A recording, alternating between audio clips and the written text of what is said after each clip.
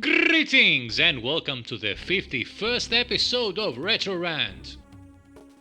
For this one we have a point-and-click adventure game that, even though it was almost complete, it was not released officially. The game is In Shadow of Time, a title for AGA Amigas by Shadow Elks. The website Games That Weren't obtained permission by the developers to release the game, so being a huge adventure game fan, I couldn't let this opportunity go by. Amiga adventure games are a suspect bunch, and apart from the Curse of Rabenstein, all the ones I have reviewed in the channel so far range from mediocre to the diabolical Chrono Quest. So let's see if the Curse of Amiga Adventurestein continues with this one.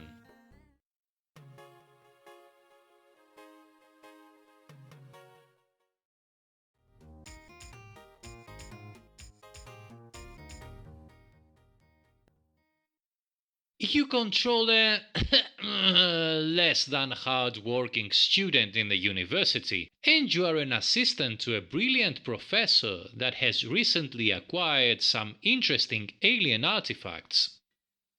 I will not spoil the story here as always, but the overall plot, although a bit cliché, is very well executed and funny. The graphics of Shadow of Time are very good. All the locations and characters are colorful, there are nice details everywhere, and although the graphics were not fully finished, you will be very pleased with what is there. The animation is also quite decent, although I wasn't a great fan of the character portraits. But you have to remember that this is an unfinished game, although it looks so class, way better than actually released games. I also liked that the HUD changes for each chapter, and this is some very welcome attention to detail. The sound was 50% finished according to the developers, and it shows. There are some nice but forgettable tunes that play mainly when talking to characters, but not much more as far as music is concerned. The game would be even more fantastic with some appropriate music, so getting a bit greedy here, I can only hope and pray that it gets modded someday, preferably from the developers themselves. The hero is controlled via a list of verbs, and the execution is quite good and fluid, although the verbs could have been simplified a bit. There are some nice function key shortcuts for choosing the verbs as well, although I could never manage to memorize them unfortunately. Navigating from location to location is also very well implemented, with one or two exceptions in the later chapters. There is also a very handy minimap which will remind you of the Monkey Island games.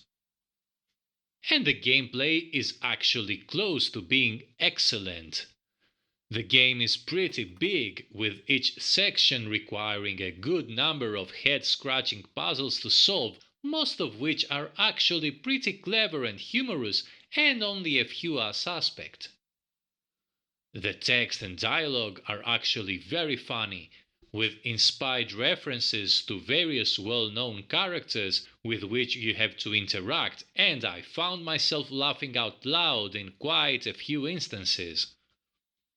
There are some typos in the text every now and then, but this is to be expected from an unfinished game that hasn't been proofread.